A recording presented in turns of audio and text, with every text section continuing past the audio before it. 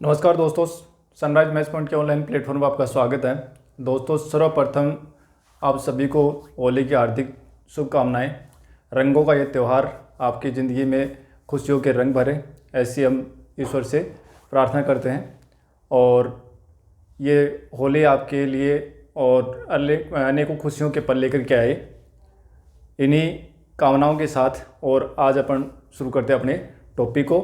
और अपना टॉपिक जो चल रहा था वो था समुच्चय। और समुच्चय के अंदर हमने अभी तक अपनी लगभग 4 क्लासें हो गई है। और उन क्लासों के अंदर हमने बिल्कुल बेसिक से हमने समुच्चय पढ़ना शुरू किया था।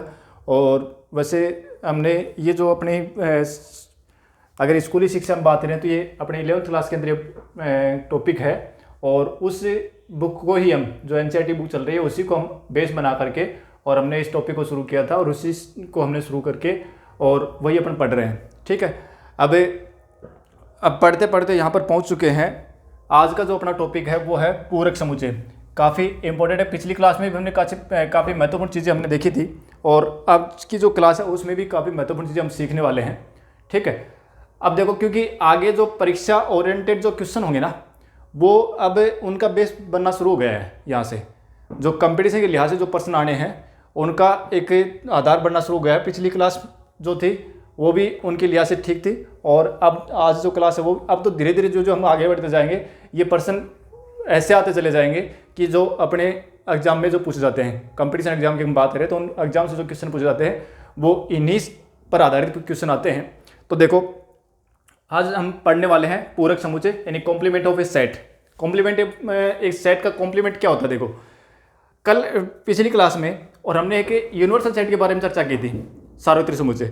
सार्वत्रिक समुच्चय क्या था कि जैसे मान लो कि अपने पास बहुत सारे समुच्चय हैं और वो बहुत सारे समुच्चय किसी एक ही समुच्चय के उपसमुच्चय हैं, तो वो जो एक बड़ा समुच्चय जो बन रहा था वो अपना सार्वत्रिक समुच्चय कहला रहा था। ठीक है, जैसे हमने एक उदाहरण लिया था कि भाई एक तो समुच्चय हमने n ले लिया जो कि प्राकृत संख्या समुच्चय है। फिर हमने एक समुच्चय a लिया जो सम संख्या समुच्चय है, समप्राकृत संख्या समुच्चय। फिर हमने समुच्चय b लिया जो विषम प्राकृत संख्या समुच्चय। फिर हमने c लिया जो अभाज्य संख्या समुच्चय है। और फिर हमने कहा था कि a b c तीनों ही n के उपसमुच्चय हैं, तो यहाँ n जो वो एक सार्वत्रिक समुच्चय होता है। कुछ इस प्रकार से बातें हमने की थी। ठीक है, अब सार्वत्रिक समुच्चय के लिए कोई फिक्स नहीं है कि उसमें इतने एलिमेंट आएंगे, वो अपने क्वेश्चन में लिखा हुआ मिलेगा कि सार्वत्रिक समुच्चय यहाँ पर ये है। ठीक है, क्योंकि जो अन्य जो समुच्चय दिए होंगे वो सारे सार्वत्रिक समुच्चय के उपसमुच्चय होंगे। ठीक है, तो अब देखो पूरक समुच्चय क्या होगा।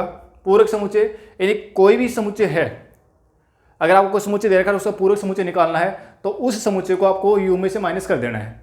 ठीक है, मतलब जैसे मान लो कि a कोई समुच्चय दे रखा है और हमें इसका पूरक समुच्चय निकालना है, यानी a डैश पूरक समुच्चय को हम a डैश a नोट से इसको डिनोट करेंगे। ठीक है, तो a और कॉम्प्लीमेंट ऑफ a, ठीक है ना, हमें इसको a नोट बोल देंगे। ठीक है, तो ये क्या होगा, आपको u में से a को माइनस कर देना है, यानी u और a का अंतर आपको लिखना है। वही अपना क्या हो जाएगा, a का कॉम्प्लीमेंट हो जाएगा। ठीक है, बस इतना सही है, उसमें और कोई नई बात है नहीं।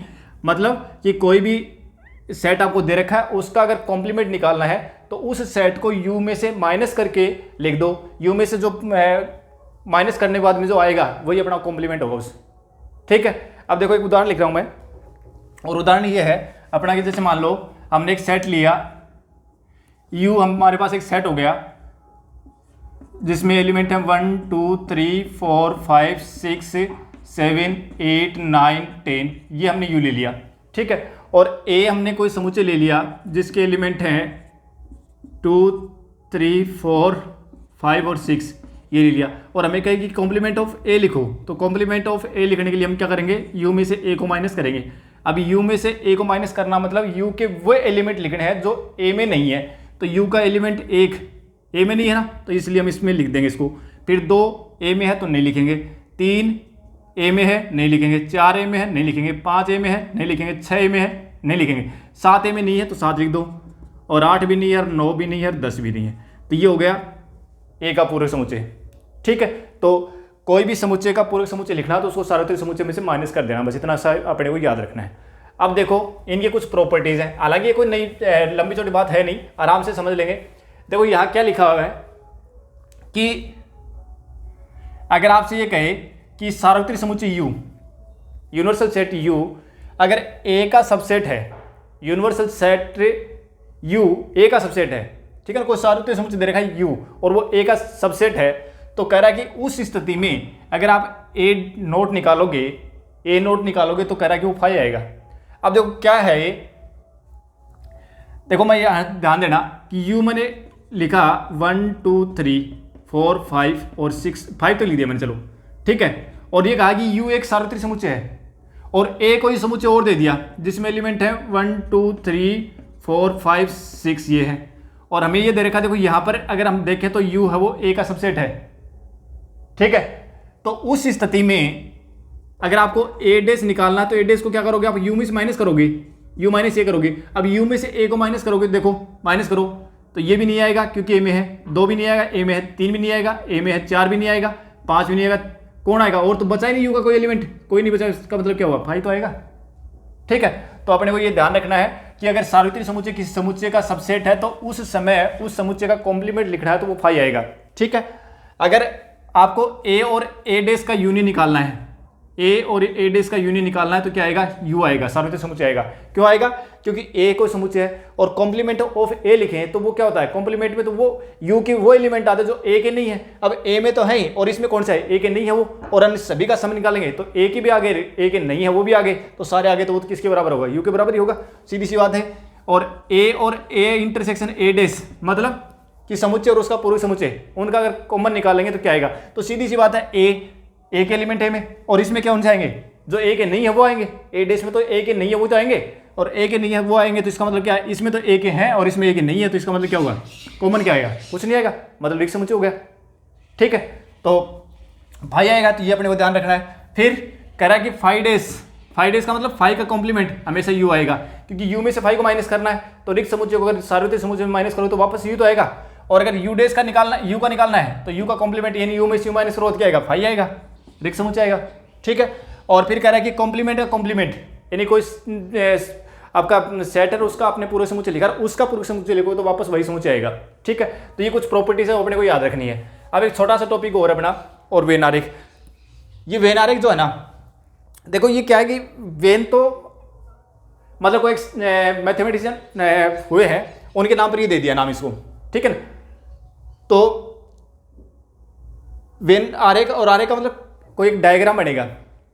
अब देखो क्या है, वेन आरेख में क्या आएगा, यानी समुच्चय जो है उस समुच्चय की बहुत सारी संक्रियाएं हमें ग्राफ के द्वारा रिप्रेजेंट करेंगे, ठीक है। यानी उस समुच्चय के 2 या 2 से अधिक समुच्चयों का जो संबंध है उन संबंधों को हम ग्राफ के रूप में व्यक्त करेंगे, ठीक है। और उनका जो संबंध है वो ग्राफ से इजीली निकाला भी जा सकता है, तो उन को व्यक्त करने के लिए जो हमें ग्राफ काम में ले रहे हैं उन्हीं को अपन क्या कर रहे हैं, वेन आरेख कर रहे हैं, ठीक है। और ये चीज़ जो है वेन एक आपका तर्कशास्त्र जी कहे, ठीक है, तो उसने इन चीज़ों के बारे में थोड़ा सा बताया था, तो इसलिए उसी के नाम से इसको लिख देते हैं, ठीक है। अब देखो क्या है, जैसे मान लो कि हमने अभी तक पढ़ा, एक तो संघ पढ़ा यानी हमने यूनियन पढ़ा, ठीक है ना, संघ पढ़ा यूनियन।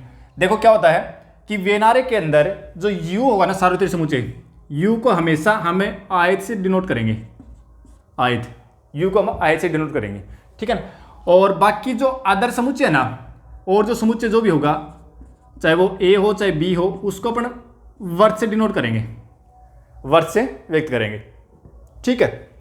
देखो संघ को अगर आपको लिखना है कि आपको A यूनियन B दिखाना है, A यूनियन B दिखाना है, इसका मतलब क्या है, ये तो होगा अपना सार्वत्रिक समुच्चय, ठीक है, U, ठीक है। और ये समुच्चय हो गया A और ये समुच्चय हो गया B, ये A हो गया और ये B हो गया।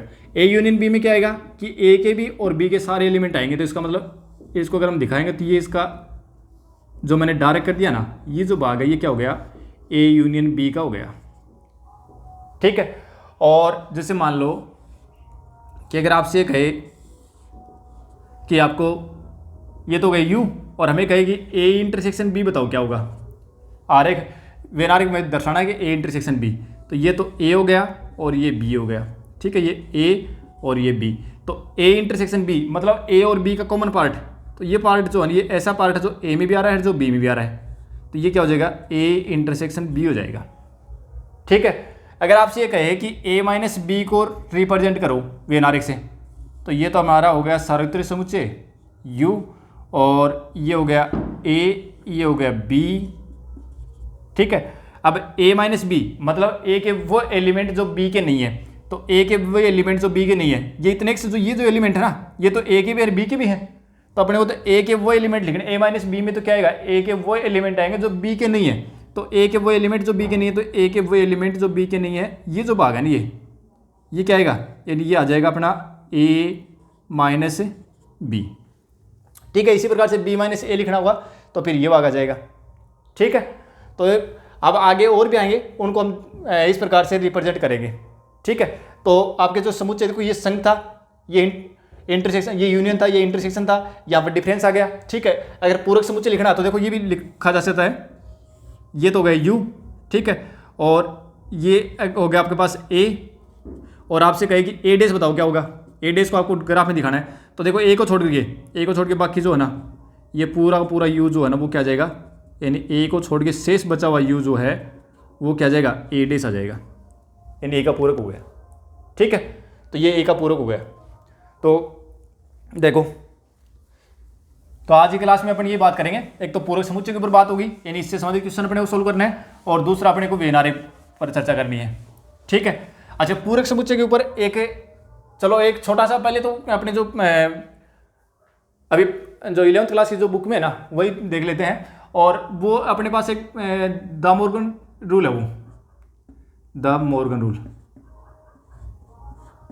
मॉर्गन नियम, और द मॉर्गन नियम क्या है, वो पूरक समुच्चय के ऊपर ही है कि a यूनियन b का अगर आपको पूरक निकालना ना, तो ये हमेशा a पूरक और a और b के पूरक का इंटरसेक्शन आएगा, और a इंटरसेक्शन b का अगर पूरक निकालना है तो वो a dash union b dash आएगा। ये अपने को याद रखना है भाई, ठीक है ना, ये दोनों ही बात अपने को ध्यान रखनी है कि a यूनियन b का डैश लिखोगे तो a dash intersection b dash आएगा, और a इंटरसेक्शन b का डैश लिखना तो a dash union b dash आएगा। अगर यहाँ यूनियन है तो इनके बीच में इंटरसेक्शन आएगा, यहाँ इंटरसेक्शन है तो यहाँ यूनियन आएगा, ठीक है।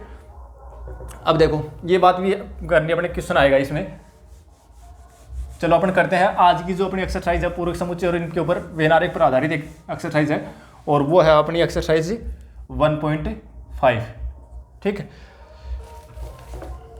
अब देखो आगे जो चलते जाएंगे ना, इसमें बहुत अच्छे अच्छे प्रश्न आएंगे। अब जो बिल्कुल सीधी सीधी बातें थी ना वो अपनी कंप्लीट हो चुकी हैं, अब थोड़े थोड़े प्रश्न जो है ना, हालांकि प्रश्नावली तो ईजी है लेकिन थोड़े थोड़े ठीक प्रश्न आएंगे इसमें। देखो क्वेश्चन अपना दे रखा है, फर्स्ट क्वेश्चन दे रखा है, कह रहा है कि u जो है ना एक सार्वत्रिक समुच्चय u दे रखा है, और उसमें एलिमेंट दे रखे हैं 1 से लेकर के 9 तक, 1 2 3 4 5 6 7 8 और 9 ये दे रखा है, और a के अंदर जो एलिमेंट दे रखे हैं वो दे रखे हैं 1 2 3 और 4, ठीक है, और b के अंदर एलिमेंट दे रखे हैं 2 4 6 और 8, और c के अंदर एलिमेंट दे रखे हैं 3 4 5 एंड 6, ठीक है। अब अपने को निकालना है क्या, एक तो लिखना है a नोट, क्या होगा, यानी u में से a को माइनस करना है, करो भाई, u में से u माइनस a मतलब u के वो एलिमेंट जो a के नहीं है, तो a में 1 है, इसका मतलब 1 नहीं ले सकते, a में 2 है 2 भी नहीं लेंगे, a में 3 है 3 भी नहीं लेंगे, a में 4 है 4 भी नहीं लेंगे, मतलब ये एलिमेंट 1 2 3 4 तो क्या है a में भी है, इसलिए छोड़ दिया हमने, बाकी जो बचे हुए ना वो लिख दूँ, तो 5 6 7 8 और 9। अगर b डैश लिखना है तो b डैश भी लिख सकते हैं अपन, क्या लिखा, कैसे लिखेंगे, यानी u माइनस b लिख देंगे, ठीक है। फिर देखो अपने को क्या कह रहा है कि आपको a यूनियन c निकालना है, a यूनियन c का डैश निकालना है, क्या आएगा।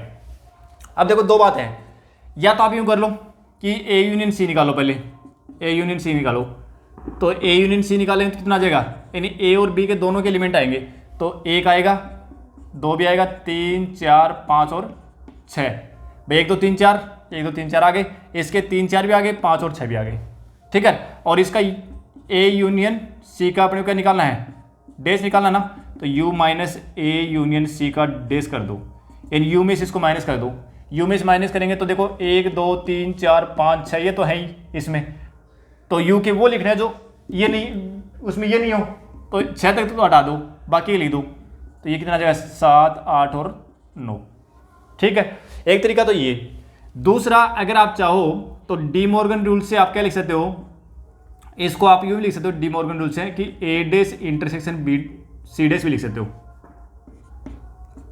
ए यूनियन सी के ऊपर डैश लगा हुआ है, ठीक है, तो हमें यूनियन को तो इंटरसेक्शन बदल देंगे, डैश हो दोनों पर अलग लगा देंगे। अब ए डैश अपने पास है, ठीक है, इंटरसेक्शन सी डैश अपने पास है, और दोनों का इंटरसेक्शन निकालोगे ना तो वो यही आएगा, ठीक है। तो जो भी आपको अच्छा लगे वो कर लेना, दोनों सही है, ठीक है। तो ये सारे इसमें 6-7 पार्ट हैं, आराम से हो जाएंगे, कोई दिक्कत नहीं मेरी तरफ से। बी माइनस सी का डैश लिखना है तो बी माइनस सी का डैश लिखना, बी में सी का डालो और फिर उसको बी माइनस सी लिखना, जैसे बी माइनस सी करना है तो बी में सी माइनस करो, बी में सी माइनस करो तो क्या जाएगा, बी की वो एलिमेंट जो सी के नहीं है तो 2 लिखना है, तो 4 इसमें है, 6 नहीं है, और 8, सॉरी 6 तो है, 8 नहीं है, ठीक है। तो b माइनस सी का डैश लिखना है तो क्या करोगे, u माइनस है और b माइनस सी करोगे, तो u के अंदर से ये 2 और 8 घटा दो, एक तो ये छोड़ दो और एक ये छोड़ दो, बाकी लिख दो। तो 1 3 4 5 6 7 और 9 ये आ गया, ठीक है। तो ये आराम से हो जाएगा इस प्रकार का पर्सन। तो ऐसा पर्सन में कोई दिक्कत नहीं आएगी। आपको u दे रखा है, a दे रखा है, b दे रखा है, c दे रखा है, और फिर आपको जो भी कोई जो आपने ये जो है ना यूनियन इंटरसेक्शन अंतर इनका सभी किसी का भी डैश अगर पूछे तो आराम से हम निकाल लेंगे, ठीक है। तो ये तो बिल्कुल सिंपल सा पर्सन है। अच्छा, दूसरा क्वेश्चन जो है ना उसमें भी कुछ ऐसा ही है, उसमें आपको u दे रखा है, a और b दे रखे हैं, और सबके पूरक समुच्चय लिखना है, मतलब इनका डैश लिखना, तो आराम से लिख दें, कोई दिक्कत नहीं है, ठीक है। तो ये मैं छोड़ रहा हूँ। अब चलते हैं अपने क्वेश्चन 3 में चलते हैं, और क्वेश्चन 3 में क्या दे रखा है, देखो क्वेश्चन नंबर 3 जो है ना उसमें क्या दे रखा है, देखो प्राकृत संख्या को समुच्चय को सार्वत्रिक समुच्चय u मानते हुए निम्नलिखित के पूरक समुच्चय लिखिए।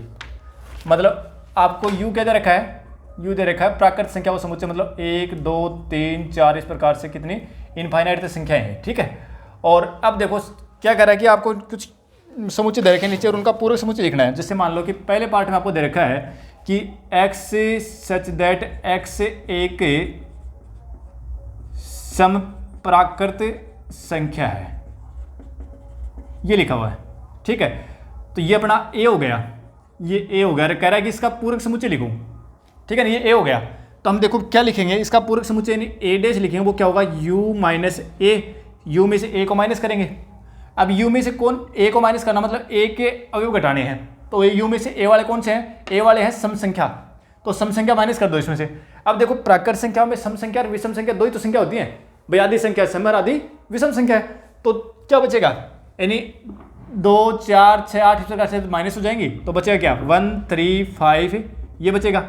और अगर हम इसको समुच्चय निर्माण रूप में लिखना चाहें तो ये क्या लिखेंगे, x सच दैट x एक विषम प्राकृत संख्या है, बस हो गया, ये हो गया समुच्चय निर्माण रूप में आप इस तरीके से लिख सकते हैं। अब देखो अगले में दे रखा है कि एक विषम प्राकृत संख्या है तो उसका पूर्व लिखना, तो क्या जाएगा विषम प्राकृत संख्या, तो उसका पूर्व सम प्राकृत संख्या जाएगा, ठीक है।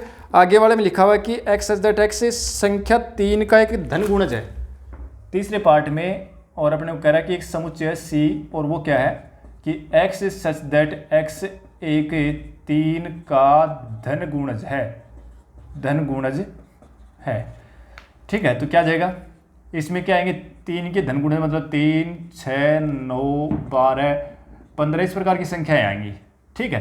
तो अपने को सी डैश लिखना है, इसका कॉम्प्लीमेंट लिखना है, तो कॉम्प्लीमेंट क्या करेंगे u माइनस सी करेंगे। अब u में तो कौन सी है, u में तो सारी संख्या है, तो देखो क्या क्या हटा देंगे, 3 हटा देंगे, क्या बचेगा 1 और 2 बचेगा, फिर 3 हटा देंगे, फिर 4 और 5 बच जाएगा, फिर 6 छोड़ देंगे 7 और 8 बच जाएगा, फिर 9 छोड़ देंगे 10 और 11 बच जाएगा, इस प्रकार से संख्या आएंगी, ठीक है। अब ध्यान से देखो तो इसमें कौन सी संख्या नहीं मिल रही है, एक तो 3 नहीं मिल रहा है, एक 6 नहीं मिल रहा है, एक 9 नहीं मिल रहा है। इसका मतलब है अगर आप इसको रोस्ट रूप में लिखोगे ना तो क्या लिखोगे कि x सच दैट x एक 3 का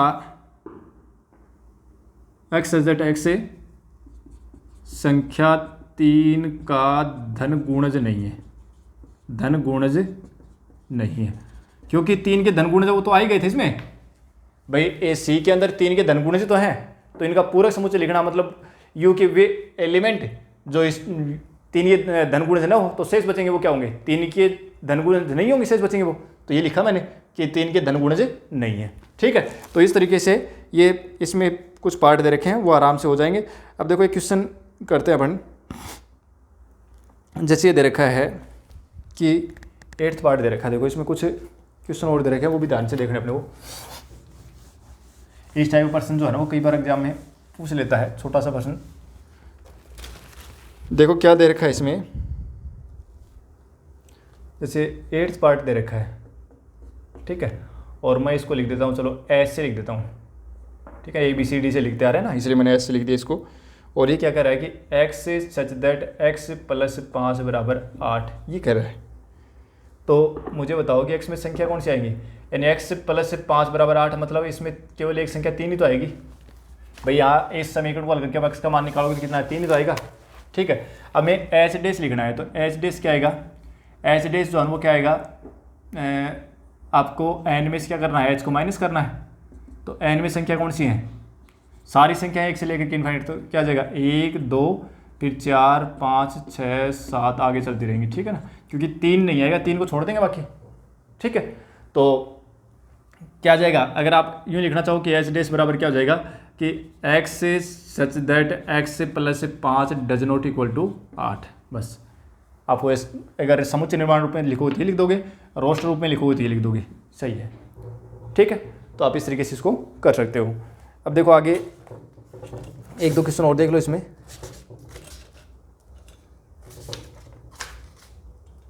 कौन सा देखें,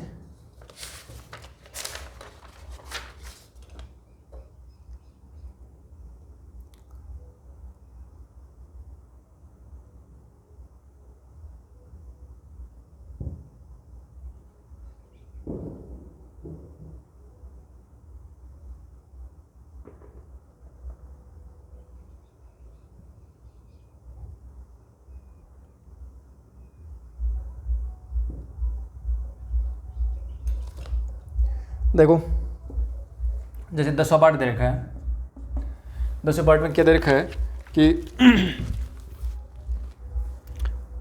x से इसको लिख देते हैं, चलो j से लिख देते हैं, x is such that x is greater than equal to 7।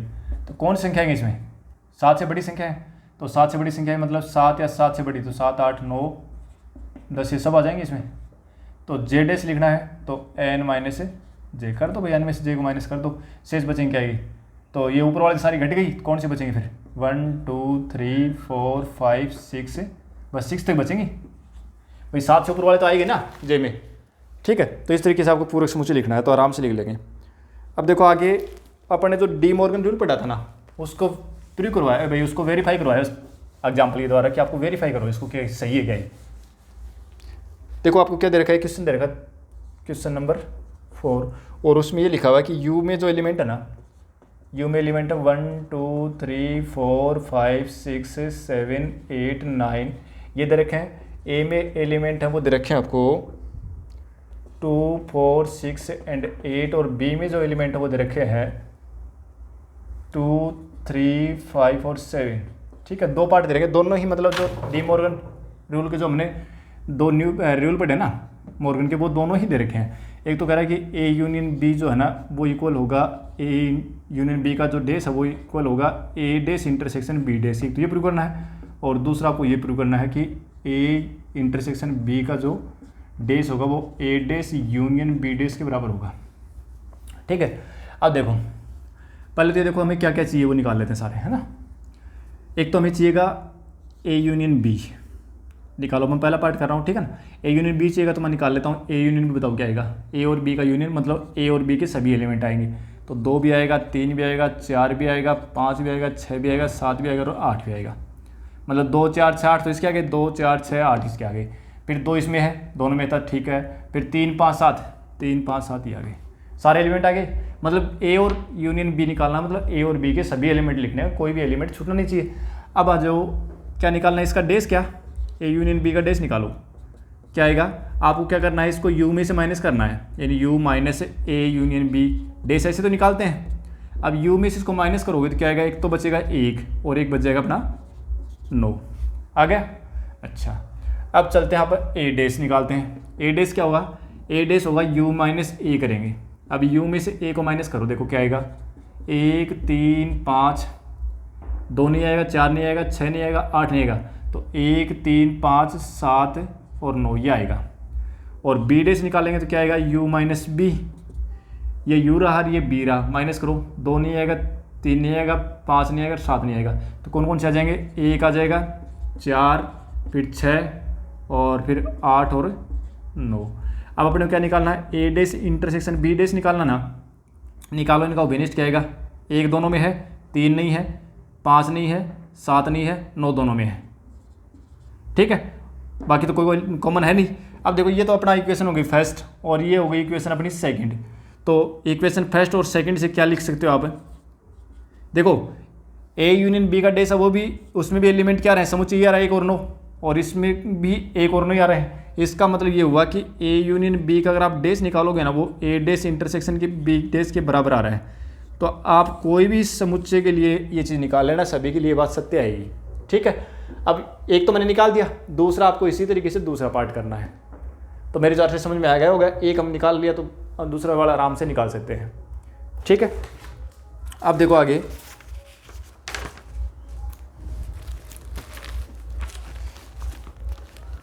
अगला क्वेश्चन है कि आपको वेन आरेख बनाना है। क्वेश्चन नंबर 6 जो है ना, उसमें अपने को बनाना वेन आरेख, ठीक है।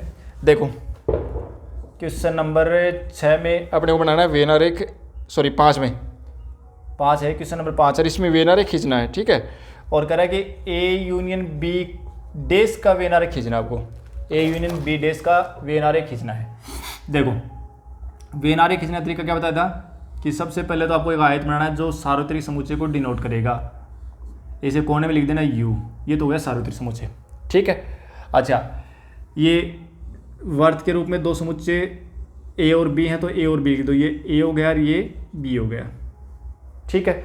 अगर हम इनका यूनियन लिखे तो इनका यूनियन क्या हो जाएगा, इनका यूनियन जो है ना, ये तो आ गया इसका यूनियन, यानी जो इस प्रकार से मैंने डिनोट किया है ना, ये तो हो गया इनका यूनियन, ठीक है ना, ये तो आ गया यूनियन, पूरा है ये पूरा यूनियन, ठीक है ना। तो ए यूनियन बी, ठीक है। और हमें क्या लिखना है, इसका पूरक लिखना है, इसका पूरक लिखना है। इसका मतलब ए यूनियन बी को यू में से माइनस करना है, मतलब ए यूनियन बी को छोड़ के बाकी शेष जो यू होगा ना, वो क्या होगा, ए यूनियन बी का पूरक होगा, ठीक है। तो शेष यू लिखना है, इसका मतलब ये जो है ना, ये जो पार्ट है शेष यू, ए यूनियन बी को छोड़ करके शेष यू जो है ना, वो अपना क्या होगा, पूरक समुच्चय को व्यक्त करेगा, ए यूनियन बी के पूरक को बताएगा, ठीक है। इस तरीके से आप इनको एक थोड़ा सा संकेत बना सकते हो। ये हो गया अपना, ये जो मैंने बड़ी वाली लाइन लिखी है ना, ये जो भाग है ना, ये अपना क्या हो गया, ए यूनियन बी का पूरक हो गया, मतलब यू का वो भाग जो ए यूनियन बी का नहीं है, ए यूनियन बी में तो ये आ गया पूरा, तो शेष जो भाग है ना, वो अपना क्या हो गया, ए यूनियन बी का पूरक हो गया, ठीक है। इस तरीके से अपने को ये दिखाना है, डायग्राम बनाना है, और कुछ नहीं, सिंपल सा ये, ठीक है। और देखो एक जैसे ये कह रहा है कि आपको लिखना है ए डेस इंटरसेक्स यूनियन बी डेस, ये लिखना है, ये बताना है। देखो बनाते हैं, ये अपना बन गया एक आयत जो सार्वत्रिक समुच्चय को डिनोट करेगा। ये अपना हो गया ए और ये हो गया बी, ठीक है। अब देखो ए डेस यूनियन बी डेस, ए डेस का मतलब क्या हुआ, ए डेस का मतलब हो गया जो ए को छोड़ के शेष, तो ए को छोड़ के देखो मैं लिख रहा हूँ, ए को छोड़ करके शेष, ए को छोड़ करके शेष है, ये आ गया जो ए को छोड़ दिया, ठीक है ना, ए को छोड़ करके बाकी शेष सारा, ए को छोड़ दिया बाकी सारा, है ना।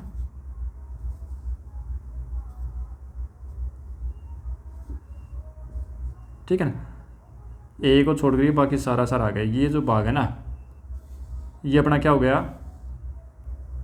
सारा का सारा ए को छोड़ करके, ये ए को छोड़ करके बाकी सारा का सारा अपना भाग आ गया इसका ए नोट का, ठीक है। अब बी नोट वाले के लिए मैं दिखा रहा हूँ, यानी ए नोट को तो हमने कैसे दिखाया है, ए नोट को तो हमने दिखाया है किन सी लाइन से, तिरछी लाइन से, ठीक है ना, समझाने के लिए बता रहा हूँ मैं ना। और बी नोट को मैं दिखा रहा हूँ, इसके लिए संकेत यूज़ कर रहा हूँ मैं ये, ठीक है ना, ऊर्ध्वाधर लाइन खींच रहा हूँ। तो बी डेज का मतलब ये बी हो गया ना, इसको छोड़ करिए बाकी सारे, ये हो गया अपना बी डेज, ये हो गया अपना बी डेज, ठीक है, ये अपना बी डेज हो गया, ठीक है। कौन सा हो गया, मतलब ये ए था और बाकी जो ए को छोड़ करके जो ये इस प्रकार से जो हमने क्षैतिज लाइन खींची ना, उससे जो भाग बना वो सारा सारा तो किस में आ गया, ए डेश में आ गया। और बी के लिए ये जो बी छोड़ करके बाकी जो ऊर्ध्वाधर लाइन खींची ना, वो सारी आगे किस में, बी डेश में आ गई। अब ए डेश यूनियन अगर बी डेश करोगे तो इनका कॉमन दोनों का मतलब वो भाग देखो जिसमें दोनों आए हुए हैं। अब देखो आप ध्यान से देखोगे तो ये जो वर्त है ना, ये वर्त इस वर्त के अंदर है, इस वर्त में तो क्या नहीं आया है, बी डेश नहीं आया है, क्योंकि बी डेश की लाइन तो ये आनी चाहिए ना, सॉरी ए बी डेश जो है ना ए डेश के अंदर है, ए डेश का भाग तो ये था ना, ये भाग, और ए का भाग ये भाग ए का है। अब ए में कौन, ए के अंदर देखो आपका ए के अंदर बी डेश नहीं आया है, सॉरी ए के अंदर ए डेश नहीं है, क्योंकि अपने को क्या निकालना है, ए डेश ए डेश का भाग देखना है, ए डेश और बी डेश दोनों का भाग देना है। तो ए के अंदर कौन नहीं है, ए डेश नहीं है, मतलब ये लाइन नहीं आ रही है। तो आप ये बात करो ना कि दोनों लाइनें जहाँ जहाँ काट रही ना, ये लाइनें जहाँ जहाँ काट रही है ना, वो जो भाग होगा इन दोनों का कॉमन भाग होगा। देखो कहाँ कहाँ है, इस वर्त के अंदर तो केवल ऊर्ध्वाधर लाइन आ रही है और आगे वाले में क्षैतिज लाइन आ रही है। इसका मतलब ये हुआ कि ये जो भाग है ना, ये इतना सा, ये जो भाग है,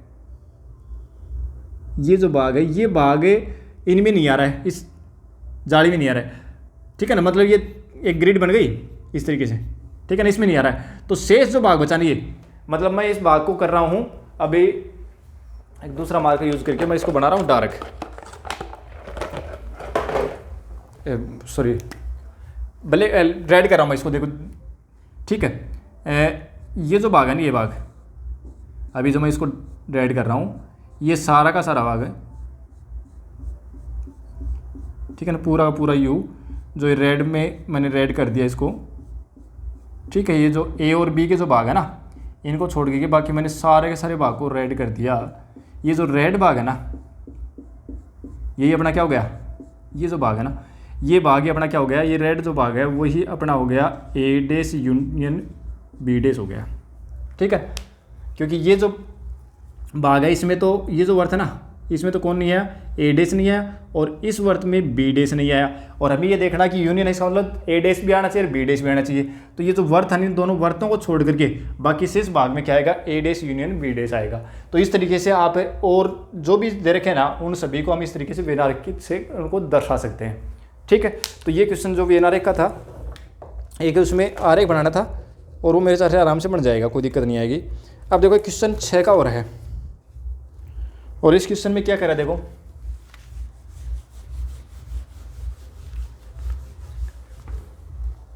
क्वेश्चन 6 का है ना, वो क्या है,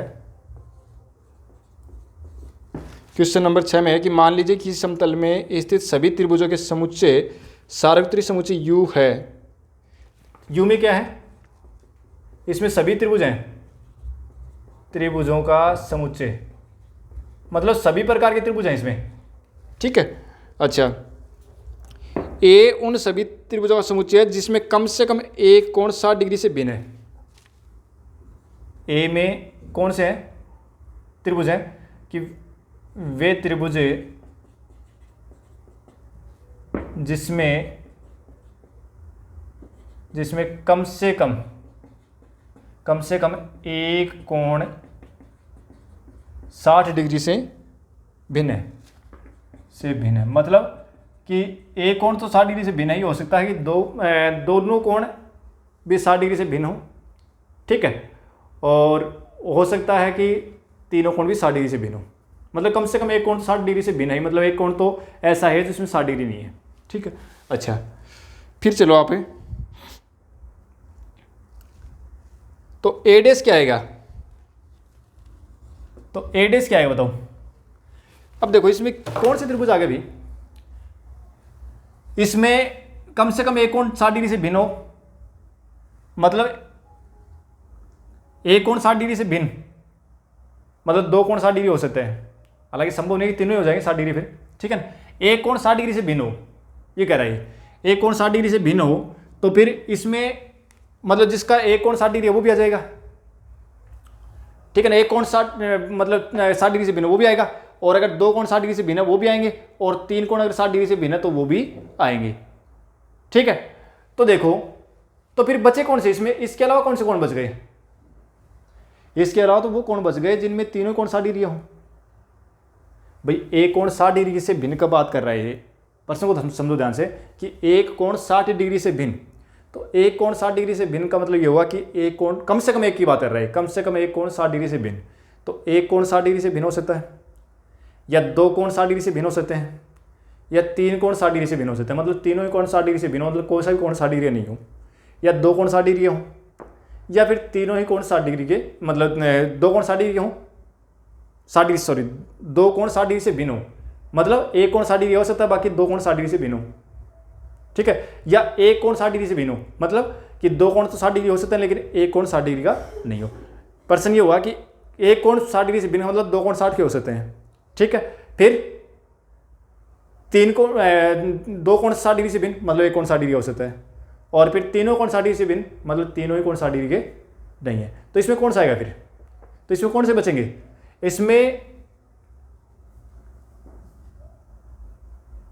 कौन से बचेंगे फिर, देखो एक कोण 60 डिग्री से भिन्न हो सकता है, दो कोण हो सकता है, कम से कम एक कोण तो 60 डिग्री से भिन्न है ही, ठीक है। दो कोण भी हो सकते हैं, तीन भी कोण भी हो सकते हैं, तो कौन से बच गए फिर, जो 60 डिग्री से